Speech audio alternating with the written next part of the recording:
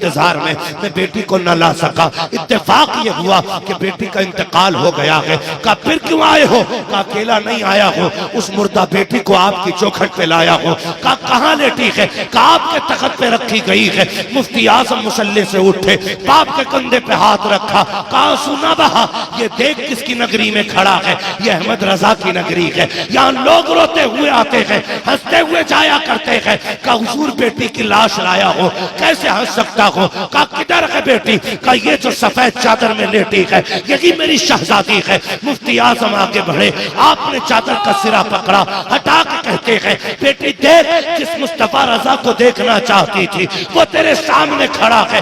इतना कहने की देर थी, तारीख गवाह है, ऐसा लग रहा था इशारा मुफ्ती आजम का था, करम बगदाद वाले गौसे आजम का हो गया था। बच्ची चाहिए भाई, समझे हालात। मुफ्ती आजम हिंद की ये बेटी कभी भी बिना वजू के अपने बेटे को दूध नहीं पिलाती थी। अपनी मां से जाके पूछ, एक टाइम वजू किया है उसने, या सारी जिंदगी नापाकी में गुजार दी? मुफ्ती आजम की शहजादी बेवजू अपने बच्चों को दूध नहीं पिलाती। फरमाती मैं कभी बिना बिस्मिल्लाह पढ़े रोटी नहीं बनाती थी। अगर आटा गूंदती रहती थी मदीने वाले पे दुरूद पढ़ती रहती थी। यह सरकार मुफ्ती आजम हिंद की शहजादियों का तकवा है, शहजादियों का तकवा मुफ्ती आजम हिंद की, कि कभी बिना बिस्मिल्लाह के खाना नहीं निकाला। कभी ऐसा हुआ ही नहीं कि दुरूद न पढ़ती हो और आटा गूंद लेती हो। जितनी देर काम में मसरूफ रहती थी मदीने वाले पे दुरूद पढ़ा करती थी। अल्लाह ने उनकी गोद से ताजुश्शरिया बेटा अता किया था, ताजुश्शरिया जैसा बेटा अता किया। कौन है इनके नाना? सुन, अपने परिवार का पता लगा, कितनों के शजरे दुरुस्त है, कितनों के खराब है। मैं तुझे आज ताजुश्शरिया के नाना की बात बताने लगा हूं। यूं ही नहीं ताजुश्शरिया ताजुश्शरिया है। खुदा की कसम मुफ्ती आजम आलम इस्लाम, अल्लाह ने वो तकवा अता किया था, वो तकवा अता किया था आपको। ये आलम था आपके तकवे का कि कभी किसी का एक दाना भी उसकी इजाजत के बगैर आपने नहीं छुआ। दाना भी, ये हम भी समझे अपनी जिंदगी को देखे, एक दाना भी हमने नहीं छुआ। वो एक दाना भी नहीं छूते थे इजाजत के बगैर किसी की। आज यहां बैठ के जलसे में मुजाहिद मिल्लत के नारे, और कल उन्हीं लोगों से मुसाफिर जो उनकी नस्लों को गाली दे, जो उनके अपने बच्चों को गालियां दे, उनसे कैसा समझौता? फैसला हो के रहना चाहिए। बताओ किस पार खड़े हो, इस पार खड़े हो या उस पार खड़े हो? ये याद रखिए, इतनी घटिया हरकत और फिर इनसे समझौते की उम्मीद किसी कीमत पर। जो बुजुर्गों की गुस्ताखी करेगा वो हमारा नहीं, वो हमारा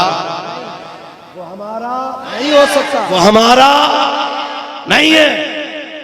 चाहे कितनी बड़ी गले में तस्वीर लटका ले, अगर हमारे बुजुर्गों का नहीं तो हमारा नहीं है।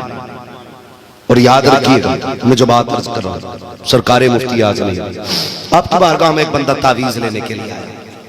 देखें, पढ़िएगा और सुनिएगा। बहुत सा तावीज लेने के लिए आया तो कागज भी अपना लाया था, हुजूर तावीज बना दे। मुफ्ती आजम हिंद ने जब तावीज बनाया तो आधा कागज पे तावीज बन गया, आधा बच गया था। वो चला गया तावीज लेके जल्दी जल्दी में। 3 महीने बाद पलटा, 4 महीने बाद फरमाने लगे बताओ क्या हाल है?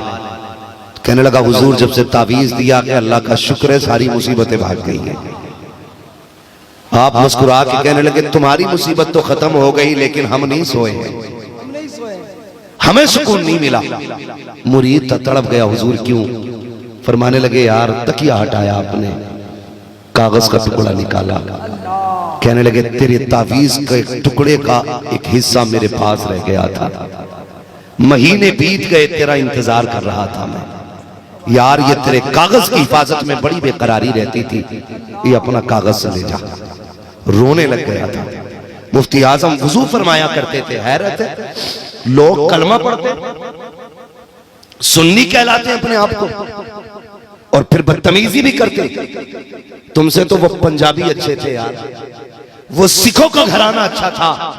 मुफ्ती आजम वजू करते थे तो उसके घर का कोई ना कोई आता और सारा पानी नाली का अपने बर्तन में भर के घर ले जाता। लोग कहते ये क्या करते हो? कहा जब ये हजरत वजू करते ना, इनके वजू का पानी गिरता है, मैं अपने घर ले जाता हूँ। कहा इससे क्या फायदा? उस गैर मुस्लिम ने कहा था तुम्हारे बच्चे बीमार होते हैं तो तुम अस्पताल ले जाते हो, मेरे बच्चे बीमार होते हैं तो हम ये पानी पिला देते, अल्लाह शिफा अता फरमा देता। ये सरकार मुफ्ती आज़म हिंद है जिनके वजू का गिरा हुआ पानी लोग पी ले तो शिफा हो जाती है। ये आला हज़रत के बेटे की बात है। और फिर रब ने उनको कैसा तकवा के बाद करामत का नूर अता किया। खुदा की कसम आप सफर पे मैं इसलिए कहता हूं सोच समझ के लड़ा करो, वजूद से ज्यादा ना बड़ा करो। कभी ऐसा भी होता है कि जबड़े फट भी जाते हैं, कोई बचाने वाला नसीब भी नहीं होता है। जा रहे मुफ्ती आज़म साथ में आपके खादिम थे, गाड़ी से उतरे, खिड़की बंद की ना तो जो खादिम थे उनकी उंगली गाड़ी की एम्बेसडर कार होती थी उस वक्त में, दब गई उसके दरवाजे में कार के, और उंगली दबी तो फट गई पूरी। मुफ्ती आजम आगे चले गए, वो पीछे रह गए। फरमाने लगे हाफिज साहब किधर है? किसी ने कहा हजरत उंगली में चोट आ गई है, उंगली फट गई है। फरमाया बुला के लाओ। वो कहते हैं मुफ्ती आजम ने मुझे बुलाया, पूरी उंगली इतनी फट चुकी थी, बिल्कुल दब करके दरवाजे में गोश्त फट गया था, पूरा खून बह रहा था। कहते हैं यूं उंगली में दबाया मुफ्ती आजम हिंद ने, कुछ पड़ा। कहते हैं जब उंगली हटाई तो पहले से ज्यादा अच्छी लगने लग गई थी। ये ताजुश शरिया के नाना की बात कर रहा हूं मैं। अगर सुन सकते हो तो सुनो, कौन है मुफ्ती आजम हिंद? आज लोगों को गैरत नहीं आती, उस वक्त का बच्चा बच्चा प्यार करता था जैसे आज का बच्चा बच्चा हबीब मिल्लत से प्यार करता है, मुजाहिद मिल्लत से प्यार करता है, ताजुश शरिया से प्यार करता है। अगर इसको इनका प्यार ना होता तो क्या पड़ी इन बच्चों के इतने छोटे छोटे जलसे में आके बैठे। इन्हें पता है आज बरेली वाले के नाम का जलसा होने वाला है, ये जानते हैं आज बरेली वाले के नाम का जलसा होने वाला है, इसलिए ये बच्चे आकर के बैठ गए। तुम्हारे जैसे बूढ़ों से तो हमारे जैसे बच्चे बेहतर है। हमारे बड़ों का क्या मुकाबला करोगे? हमारे बच्चे तुमसे बेहतर है। इन्हें पता है आला हजरत कौन है, आला हजरत का घराना क्या है। हाँ किसी आई बिल्ली खंबा नोचे, जब कोई बस की बात नहीं रही तो गालियां बकनी शुरू कर दी। जिस बर्तन में जो होता है वही छलका करता है। शराब की बोतल से समझम नहीं निकला करता। समझ रहे ना मेरी बात? कुत्ता नापाक है तो लुआब भी नापाक ही निकलता उसका। तो कभी भी ये बात सहन में रखिएगा, हम अपने बच्चों को समझाएं। हम अकीदत वाले लोग हैं, हम अदब वाले लोग हैं। हमारा मसले में इख्तलाफ रहा, हमने गालियां नहीं दी। फिक़ी इख्तलाफ रहा, गालियां नहीं दी, बदतमीजी नहीं की हमने तुम्हारे साथ। तुम्हें शर्म आनी चाहिए। पढ़े आला हज़रत के घराने को, बच्चे बच्चे प्यार करते मुफ्ती आज़म हिंद से, बच्चा बच्चा। खुदा की कसम सरकारे मुफ्ती आज़म हिंद अलैहि रहमत व रिज़वान, ये आलम था आपका कि बच्चे बीमार होते थे तो अपने बाप से कहते थे हमें ले चलो आला हज़रत की बेटे की चौखट पे। कहा क्यों? कहा अगर तबीबों की दवा असर नहीं कर रही है तो रजा के बेटे की नजर असर कर जाए। ये हकीकत है, रजा के बेटे की नजर असर कर जाएगी। पढ़िएगा आप, एक बच्ची थी बरेली में, पुराने शहर के अंदर, पुराने शहर के रहने वाली, अपने बाप से कहती है अब्बा जी तबीयत खराब हुई, कई दिन की बीमारी थी मुसलसल, बीमारी के आलम में कहने लगी अब्बा मुझे मुस्तफा रजा की जियारत करनी है। तो बाप था, उसने कहा बेटी ठीक हो जाओगी ना तो ले चलेंगे। ठीक हो जाओगी तो जोर से समझ पा रहे हैं ना मेरी बात? ठीक हो जाओगी तो ले चलूंगा। ये बात कही गई। दिन गुजरते गए, तबीयत बिगड़ती गई। एक दिन ऐसा हुआ बच्ची ने रोते रोते कहा, अब्बा लगता है दुनिया से चली जाऊंगी, लेकिन मुस्तफा रजा को नहीं देख पाऊंगी। बाप रो दिया, कहा बेटी डॉक्टर ने दवा दी है, कुछ खा के देखो, अल्लाह शिफा देगा ना, मैं तुम्हें लेके जाऊंगा। लेकिन वो कहते मशीयत को कुछ और ही मंजूर था। वक्त गुजरा, बेटी का इंतकाल हो गया। बेटी को जैसे ही आखिरी हिचकी आई ना, बाप को मुफ्ती आजम याद आई। रो के कहने लगा, काश मैं तुझे ले गया होता, तुझे मैं मुस्तफा रजा के पास ले गया होता। ये कह के बेटे ने, बाप ने ना बेटी के मत्थे को बोसा दिया, रोना शुरू कर दिया। पीछे से बच्ची का चचा आया, भाई के कंधे पे हाथ रख के कहने लगा, क्या बात है, बड़े दर्द के साथ रो रहे हो, मालूम है बेटी का इंतकाल हुआ है, सब्र करो। उसने कहा, ये तो रब की अमानत है, उसने दी थी, उसी ने ले ली, लेकिन रोना इस बात का है, मेरी बेटी जिंदा थी, मुफ्ती आजम को देखना चाहती थी, मुस्तफा रजा से मुलाकात करना चाहती थी, लेकिन मैं ये सोचता रहा ये ठीक हो जाएगी तो ले जाऊंगा, ये ठीक हो जाएगी तो ले जाऊंगा, लेकिन मुझे क्या पता था इसका इंतकाल हो जाएगा। भाई ने कंधे पे हाथ रख के कहा, जिंदगी में ना सकी, मरने के बाद ही उनकी चौखट पे ले चलो, ये तो ना देख सकी, कम से कम वो तो इसके चेहरे पे नजर डाल देंगे। जैसे इतनी बात भाई ने कही है, बाप ने बेटी की लाशों को उठाया, गोद में लेकर के चला के मुफ्ती आजम के पास पहुंचे। जोहर के बाद का वक्त है, सरकार मुफ्ती आजम हिंद आप नमाज अदा फरमा रहे हैं, जाकर के बच्ची को लिटाया, उस तख्त पे लिटा दिया जिसमें मुफ्ती आजम बैठा करते थे। लिटाने के बाद इंतजार करने लगा, कब मुफ्ती आजम हिंद नमाज से फारिग होंगे, कब अपना अर्ज़ हाल बयान होगा। अल्लाह अकबर, ये सोच करके पीछे खड़ा है।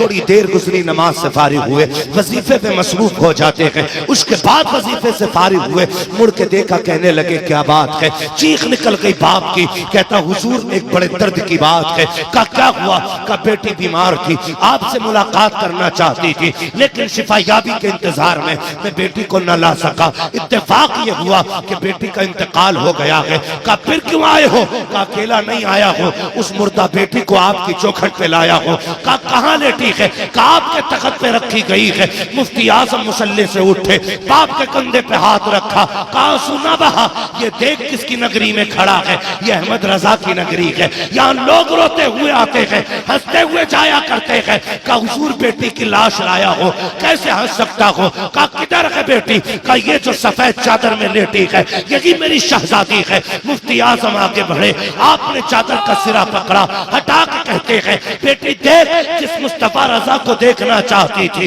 वो तेरे सामने खड़ा है। इतना कहने की देर थी, तारीख गवाह है, ऐसा लग रहा था इशारा मुफ्ती आजम का था, करम बगदाद वाले गौसे आजम का हो गया था। बच्ची उठ के बैठ जाती थी, खुदा की कसम सोच तो सकी, अगर बरेली वाले मुफ्ती आजम का ही आलम है तो बगदाद वाले गौसे आजम का आलम है। लाजवाब नारे तकबीर, नारे रिसालत, फैज़ान आला हजरत, फैज़ान औलिया इकराम।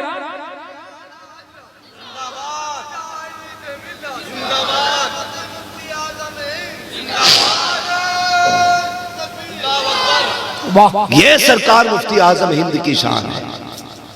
बड़े गहरे मामलात हैं इनके बगदाद वालों से, लिमिट में रहना। और बरेली की ये खासियत है, कभी चार लोगों को बैठा के अपने फायदे का फतवा नहीं दिया जाता। वहां जब भी फतवा दिया जाता है, हक बात कही जाती है जी, हक बात कही जाती है। और याद रखिएगा, ये आला हजरत के खून ही का असर है। दुनिया इधर से उधर हो जाए, बरेली वाले कभी टस से मस नहीं हुआ करते हैं।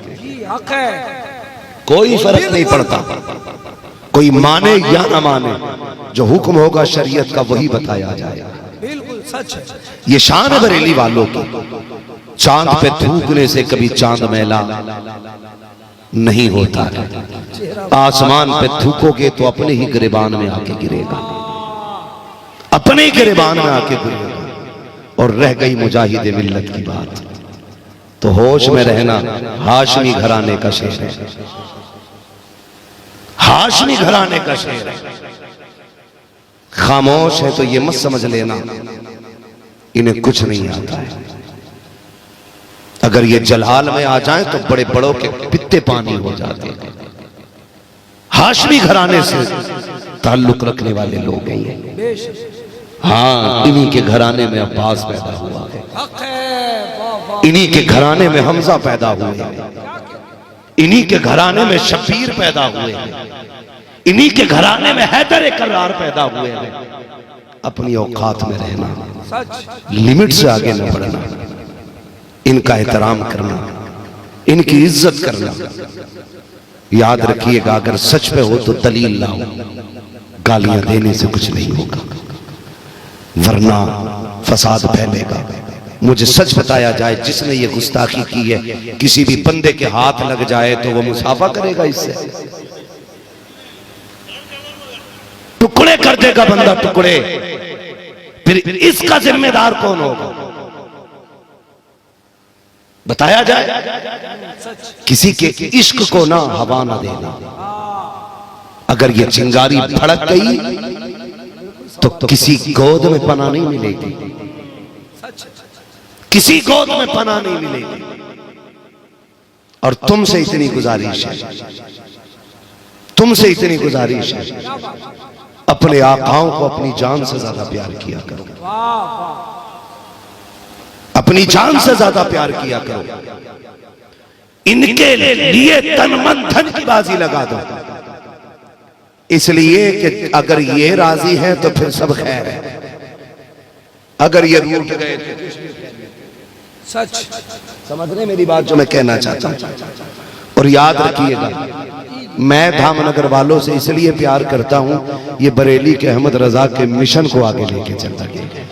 वाह सच। हाँ, बरेली के मिशन को लेके चल रहे हैं, इसलिए सिर्फ मेरे ही प्यारे नहीं है, पूरी दुनिया के प्यारे हैं, पूरी दुनिया के प्यारे हैं। नहीं देखते तो देख लेना। बैठा था अभी मुजाहिद मिल्लत का शहजादा, उनका नवासा बैठा था, देखा होगा। खुदा की कसम, चेहरे पे नजर मार दो तो हटाने को जी नहीं करता, हाय हाय। वाह वाह वाह वाह। दिल ही नहीं भरता कभी। क्यों? इसलिए कि ये वो लोग हैं जिन्हें देखो तो खुदा याद आए, जिनसे बातें करो तो मदीने वाला मुस्तफा याद आए। क्या बात है, क्या बात है।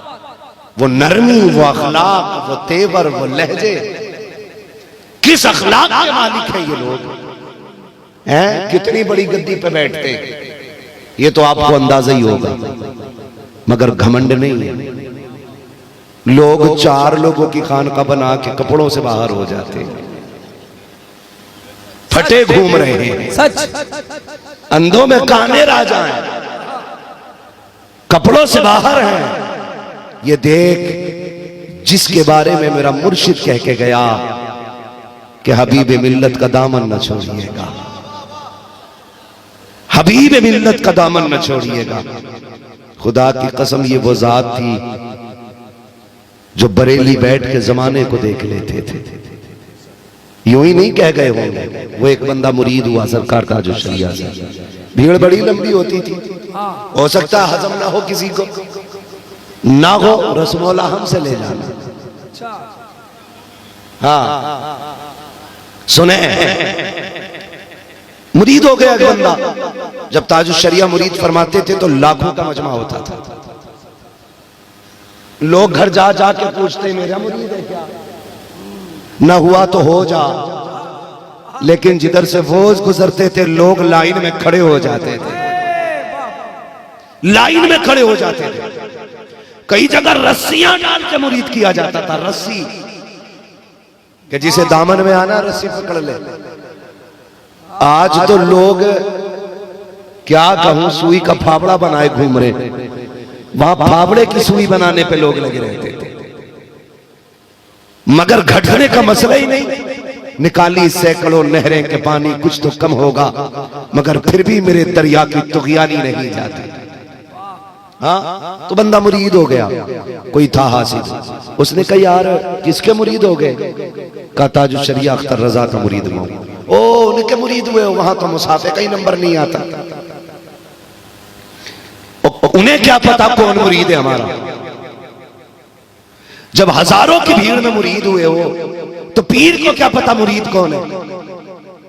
उसकी समझ में बात आ गई, कहा यार ऐसे बंदे का मुरीद हो जिससे कभी कभी मुसाफा भी हो जाया करे, कभी मुलाकात भी हो जाया करे। तो उसके दिमाग में बात आ गई, उसने फैसला किया चलो ऐसा पीर बताओ जिससे मुलाकातें होती रहे। यार ने कहा कल चलना, मैं तुझे दूसरा पीर दिलवाऊंगा। जब ये रात को सोया, ख्वाब में बरेली के ताजुल शरिया तशरीफ ले आए। फरमाने लगे क्या हुआ दीवाने, इतनी जल्दी हिम्मत हार गया, हिम्मत हार गया। उसने क्या कहा था कि मैं कयामत में नहीं पहचानूंगा, इस भीड़ में मुझे नहीं पता कौन मेरा मुरीद है। फरमाने लगे सुन, मैं तुझे बताता हूं, तेरा नाम ये है, तेरे बाप का नाम ये है, तू उस जगह बैठा था, तेरे दाएं फला बैठा था, तेरे बाएं फला बैठा था, तेरे आगे वो था, तेरे पीछे ये था। का परेशान क्यों होता है, ये तो जलसे की भीड़ है, मिलना कयामत की भीड़ में हाथ पकड़ के जन्नत तक लेके। सुभान अल्लाह, जिंदाबाद जिंदाबाद।